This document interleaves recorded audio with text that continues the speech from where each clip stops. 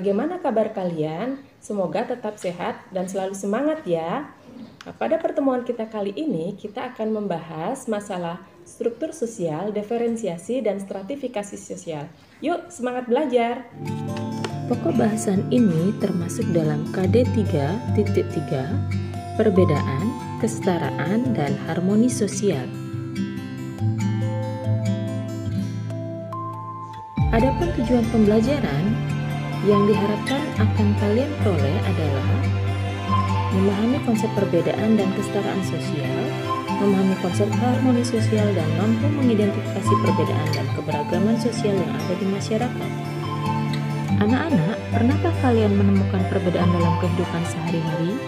Perbedaan yang kalian temui tentu bentuknya beragam ya.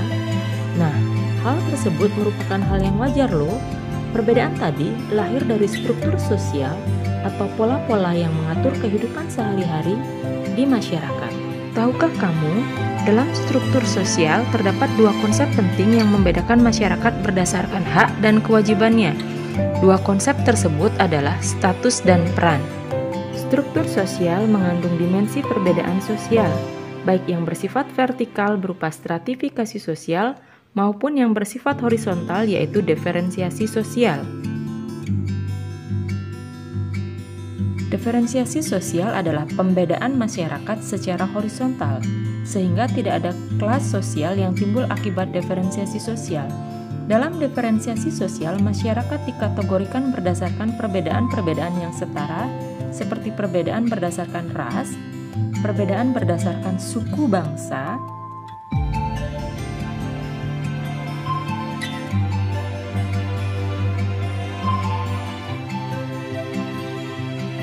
perbedaan berdasarkan klan, perbedaan berdasarkan agama, perbedaan berdasarkan gender atau jenis kelamin, dan perbedaan profesi.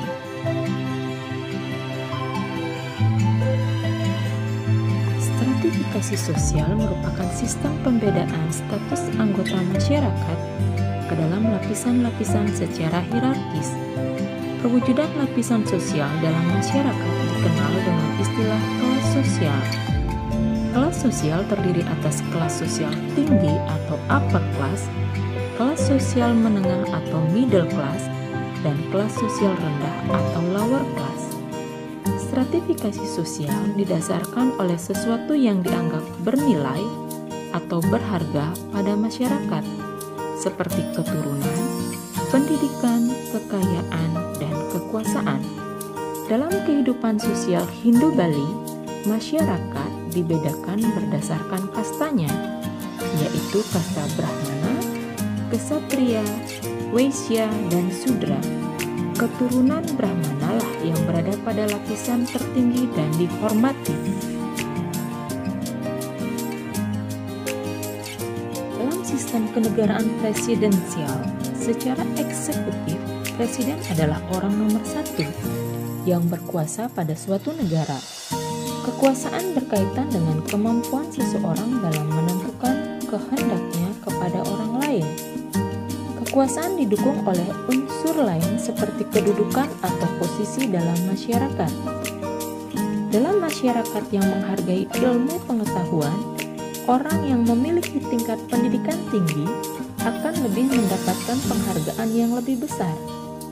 Kita juga mengenal klasifikasi yang mencerminkan stratifikasi atau pangkat dalam suatu lembaga, seperti yang ada dalam institusi militer.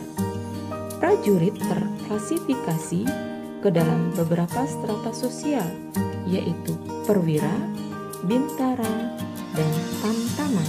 Jadi, stratifikasi sosial memiliki fungsi sebagai alat bagi masyarakat untuk mendorong individu agar menjalankan tugas dan peran sosialnya dengan baik dengan cara mendistribusikan privilege dan prestise seperti tingkat penghasilan, kekayaan, maupun wewenang.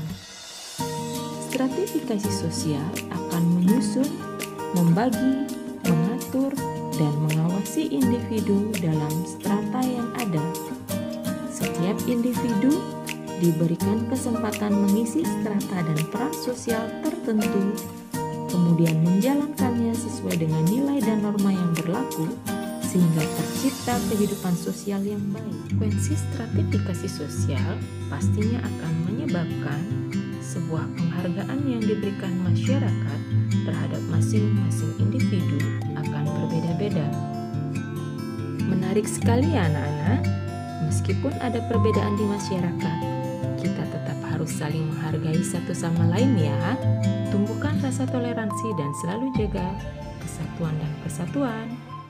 Demikian tadi penjelasan tentang struktur sosial, diferensiasi, dan stratifikasi sosial. Semoga mudah dimengerti ya. Salam sehat selalu, sampai jumpa.